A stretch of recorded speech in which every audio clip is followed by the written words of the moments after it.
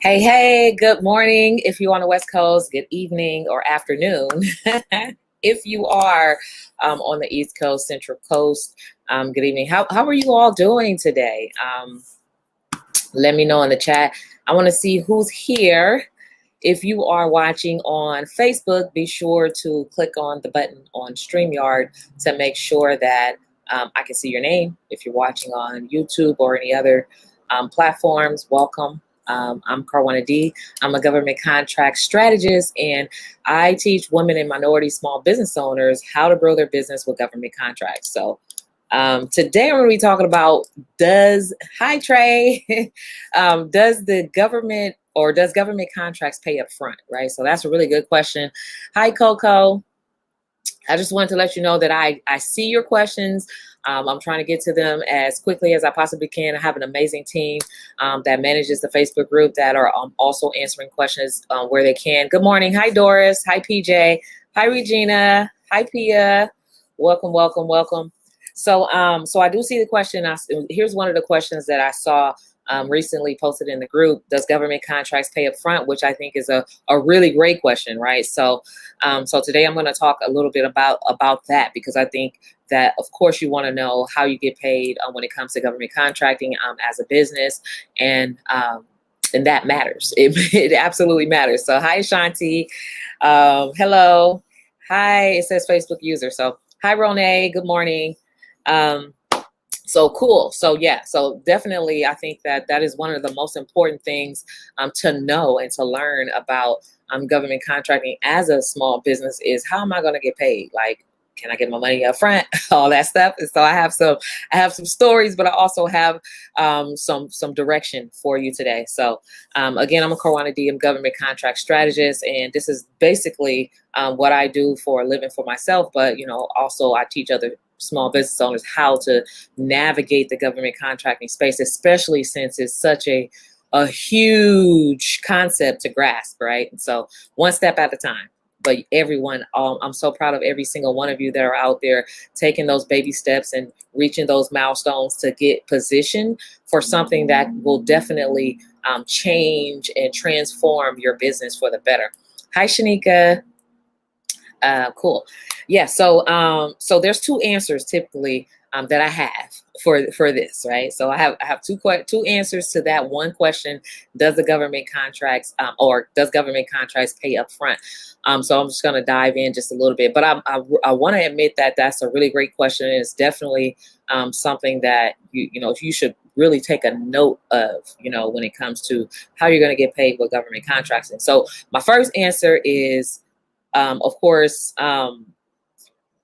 the first answer is going to be one of the obvious. So I would say, what would you do? Okay, let's just imagine if you are an agency, right? So your business is set up as an agency and you're contracting small business owners, right, who are in a program that says, I'm small, I'm a minority, I'm a struggling business, I'm a disadvantaged business, all of these different socioeconomic statuses that we're using as our ticket to get access to those type of contracting opportunities. And so what would you do if you awarded a small business owner let's just say a $500,000 contract to provide a service over the next 2 years, right?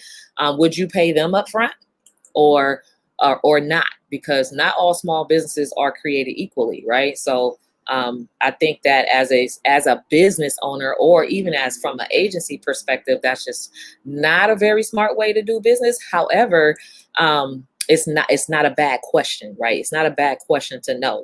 So the first answer is no, right? The first answer is no. They don't pay upfront, for the reasons being, if they did, how many small businesses owners would disappear off the face of the earth, right? It may not deliver. So they don't know if you're going to deliver. So it's really set up for you to invoice over time. So, but the second part of the question is, I remember when I first got started with contracting, and upon signing the contract, there was a lot of things that I needed to have, right, to even deliver on the contract, which was like I had to have insurance. And mind you, I'm a small business owner, so I didn't have no money. I didn't have money, to invest in my business back then. So it's like You have to have insurance. And of course, because of the type of work that I did, you have to have equipment. I had to have equipment. And then in addition to the services that they originally contracted me to, they also wanted like video time lapse, which meant I was either going to take the long route to deliver on or to create that time lapse, or buy equipment that automatically did it for me. So my option was to get the equipment that automatically did it for me. But however, I didn't have the money for all of that stuff. And so what I did was I went to the contract provider and let them know this is what I need up front. So the second answer is yes, right? And Kathy said it depends, and you're absolutely right. It does depend, okay? Because no, you can't get all of your money up front, but if there are some things that you need to have, like as far as to be mobilized, right? As far as mobilization, some things that you need to have, equipment or things that you need to pay for up front in order for you to deliver, they understand that you're a small business. They understand that you don't have capital. Most small business owners don't have any type of vendor accounts or business credit or anything. And so, yeah, they will advance you, right? But it has to make sense. So for an example, so no and yes, right? So the answer is basically it depends. And that is something that you will actually have the opportunity to negotiate when it comes to signing a contract, which I want to say. So the first thing that happens when you're awarded a contract is there's this contract agreement signing process, right? And so they automatically will give you a contract to sign. Now, you don't have to sign that without negotiating, right? You have the ability to negotiate your payment terms. You have the ability to negotiate the deliverables, or sometimes they throw extra clauses and things in there. So you really want us to read through, right? And I can attest, like, first time I start getting contracts, like I'll be like, it's money, I'm signing. I don't care what's in the contract, right? And so, hey, most people do that. And especially if it's like a large, nice size contract, you're like, I don't care what I got to do. I'm just going to sign it, right? They're giving me this opportunity or whatever. But sometimes, you do have to read, because depending on like what industry you're in, like we were talking about this live I think we were talking about this live, or maybe I had an off conversation with my mentor, Cliff, who was one of the people, the special bonus people during the 5-day challenge, whatever. He came on and talked to you all about that. But anyway, we had a little side conversation about exclusions, right? So as a contractor, depending on the type of service or depending on the type of business that you have, you can have your own contract that you actually have them sign as well. Or you can include your own clauses in your contract that says, I do X, Y, and Z. That is included in my service. That is included in this quote. Here are the exclusions, things that are not included, right? Things that are not included here are X, Y, and Z. WHY, right? Those are the things that are not included. So if you want me to also do that, it's going to be extra. Okay. And so even now, like, because I have been so, yeah, thank you, Verlene. I have been so, like, what I've done, like I used to just sign contracts, just sign. I don't care. I got the contract, I'm gonna sign it, right? And so what I found is that, especially when it comes to subcontracting, a lot of times primes, they like to play games. So I'm currently dealing with a contractor that hired me specifically. Like you asked me for a quote for photography, progress, and for a video surveillance camera, right? You asked me specifically. So I specifically gave a quote for that. So they want me to do monthly reports. They expect me to take and then they asked me for what are your what is your hourly wage for things outside of the contract. That exclusion. Yeah, you're right, Aisha. It's definitely key. What is your hourly rate for special events, right? What is your hourly rate for this, right? And so I'm like, here's what I charge in addition to this contract for special events. And so they felt like, well, while you're out, can you take pictures of our workers? Well, that is called workforce photography, right? So diversity and inclusion photography, or whatever you want to call it, but that is not in my scope of work. So guess what? I'm going to bill you for it. And so they try to say, oh, that's an event. No, it's not an event. It's not an event, right? It's called taking pictures of your workers, right? Which is not in my scope. So a lot of times, right, And I want you to be aware that prime contractors like to play games, especially with small business owners. So you have to be very clear on what it is that you do, what it is that you don't do, like what it is that is excluded, from your contract, and you're going to charge extra. So it becomes like very clear, right? It's just cut and dry. Like, don't play with me. Don't play with my money. Don't try to get more out of me than the contract is worth, because at the end of the day, if you're doing more than what you're contracted to do, then you have an upside down contract. Nobody want to be in a negative, having an upside down contract. That is, you stressed out because you didn't make no money off this project. In fact, you're paying time into this project. And so now, and my husband starts saying, you got to have somebody look at your contract, before you sign it. And I'm like, you're right. And so that is a part of the growth, right? The professional growth process is, the more we, do business with the government, the more you learn. And then, of course, you evolve, and then you really start fine tuning, what it is that you offer and what you don't. And then you start learning about all of these different things like exclusions and all that stuff. So yes, if you are like mostly I see this for important for like janitorial cleaning companies or any type of business that has equipment or supplies that they need in order to perform, right? What if this is the first time you've done this or had a contract with the government and you're trying to, shame on them. Coco says shame on the contractors. So what if this is your first time, you're doing business with the government or period, right? You just decided it's COVID. Everybody's looking for janitorial cleanup or whatever, right? I'm just using this as a scenario. Let me start a janitorial company, right? And which is just a document. That's paperwork, right? But you don't have the capacity to get all your equipment and supplies and everything that you need. Maybe some starter kits, right? But for the project size and the duration and everything, you don't have that ability. So here's two things that come into play. One, when it comes to does the government contract pay upfront? Yes, you can negotiate that part in your contract. You can ask for upfront money. You can ask for a percentage of your contract up front, like inside before you sign a contract, you can negotiate to put that in the contract that you'll receive like 20-30% for mobilization. That is a new term that I recently learned because I'm learning this thing as well as I go. So to mobilize your business, which means to get the equipment that you need, to get the supplies that you need, right? And so to mobilize, and then sometimes people have workers, right? Because how contracts work, and of course, the first thing you want to look at is the payment terms, right? Is your scope of work in there? How are you being paid? Are you, is it in your favor? Are you negotiating the things that you need up front to mobilize your company? Because sometimes people have workers, right? And in a contract, it may say 30 days net, which means that you do the work, you invoice them, and they have 30 days to pay you, right? Sometimes it could be, depending on it's all that stuff is negotiable, right? So every contract opportunity is going to be different. But like I've seen on the city level that it takes like 45 days or whatever locally, but it all depends on the agency. So there's not going to be one cookie cutter answer like for everything. But you just have to stay on top of like your business and making sure that they pay you according to the terms of the contract. And so sometimes, because if it's like a 30-day net, right, and you're doing work, you can't employ people to work for you for 30 days for free. And so that would mean you need to mobilize. You need some of that money up front. And so you can absolutely ask for that. But also there are resources, of course. I know my girl Kendra Lewis, who is super awesome with building business credit for small business owners. Like this is like where your vendor accounts where you can actually get your supplies and not have to pay for like 30 or 60 days or whatever. So that's really key to have.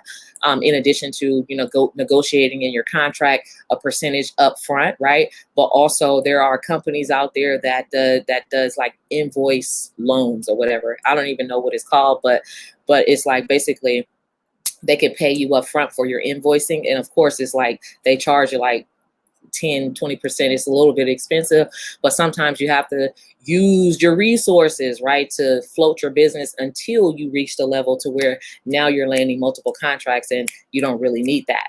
anymore. So that's the answer. So the answer is yes and no, and it all depends. Everything's negotiable.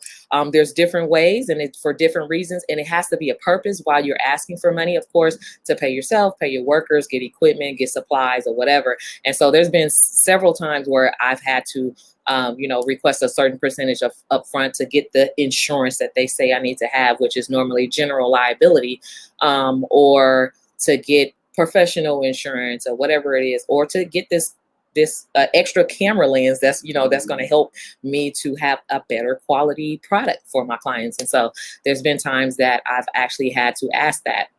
So factoring companies. So Trey, yeah, you're absolutely right. So yeah, factoring companies. So is that the type of company that gives you like your money up front for your invoicing or something like that? Factoring companies.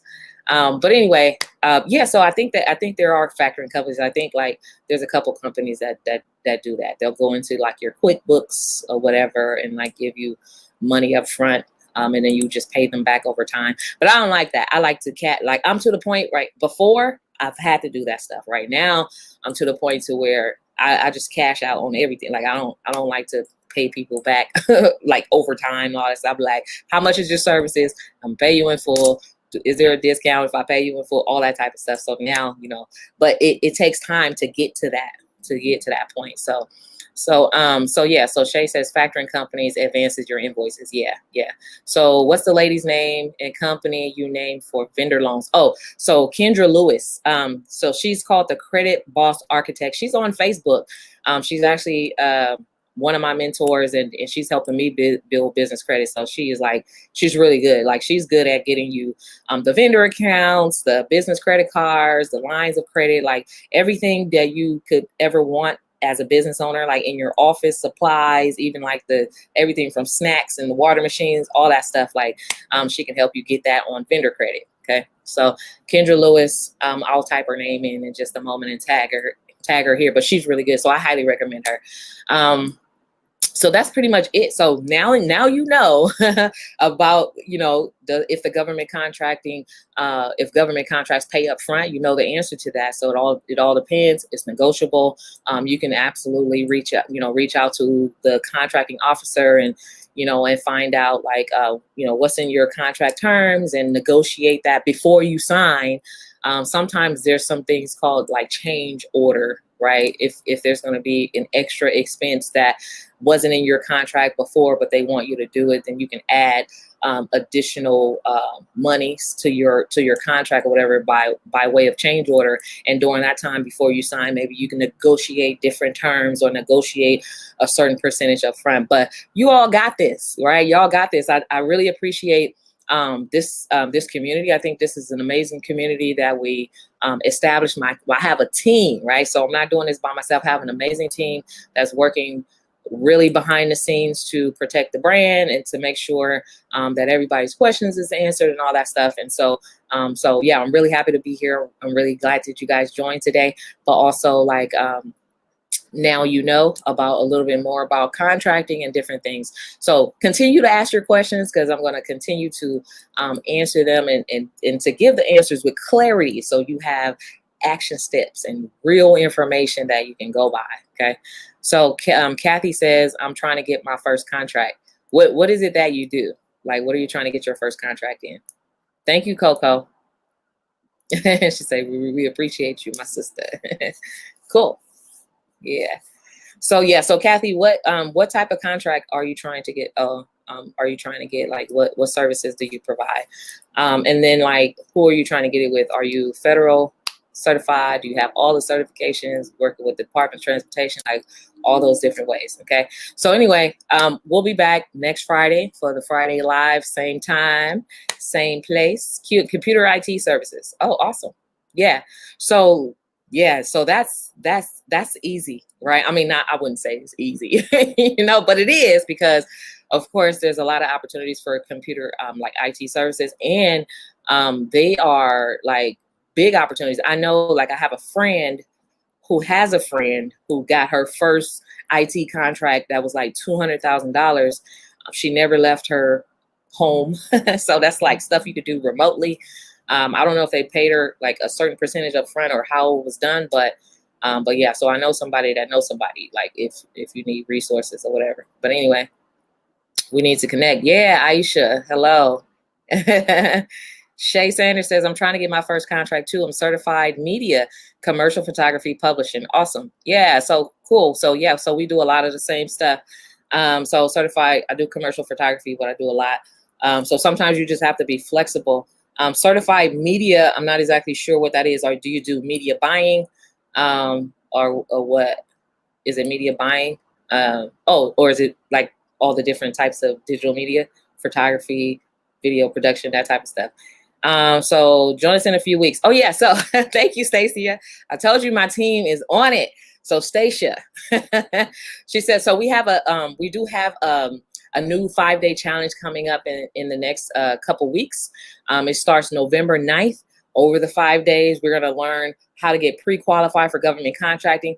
Even if you are already certified and you're brand new, maybe haven't landed your first contract yet, I would invite you to join us because it's a very powerful week impact, right? It's a lot of impact that you can get from that, just attending, right? A lot of knowledge that I share, a lot of information. So even when you think you know it all, a lot of times there's some things that, it'll be an epiphany, right? Some missing parts or whatever. And so I would like to invite you to join us at the next 5-day challenge. You can go to govconchallenge.com to register. I believe we have our early registration open right now. So govconchallenge.com is where you go to save your seat. And like the last challenge that we had our special guest, Cliff. And this time we have another special guest, and you'll find out more information about him. He actually have a very successful janitorial cleaning company, and so you'll be able to pick his brain, especially for those who are in the commercial cleaning space or whatever. And that's something that what you do, you can learn how to really maximize your business. But just even as a contractor, as a whole, you'll be able to learn about, how he was able to grow his business with contracting, like the different tips and stuff that he has. So be sure to join us at the 5-day challenge. So govconchallenge.com is where you go. So Regina says, I have an RFQ. What does it mean when it says QTY, quantity? Where do I find the breakdown of how many that is? Oh, okay, quantity. So you would have to so the quantity is how much, basically, I don't know what type of contract opportunity it is, but it sounds like you're looking on maybe beta.sam, because they normally have that type of stuff, solicitations or whatever, where you have to put in a quantity, how much, that's where you put in price per product or price per whatever it is. So basically, let's just say if they're looking for office chairs. So the quantity is how many office chairs, 50, at what price, volume, or whatever.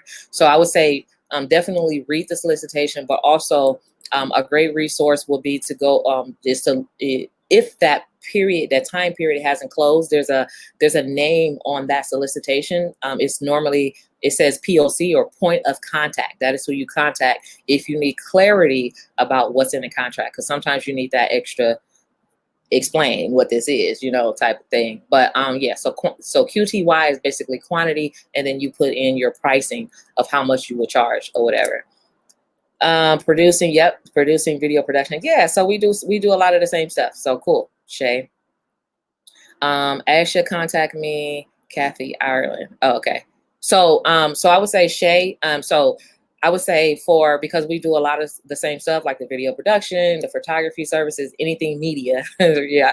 So anything media, right? So you have to be very creative in what you do and how you do it, or how you look for opportunities. And so you definitely there's going to be some things that says, hey, we're looking for a video, right? There's some contracting opportunities that's specific, right? But you also want to, and this is some of the things you're going to learn like in the 5-day challenge. So make sure you sign up, govconchallenge.com. Some things you're going to want to look at, communication contracts, right? And you provide a scope.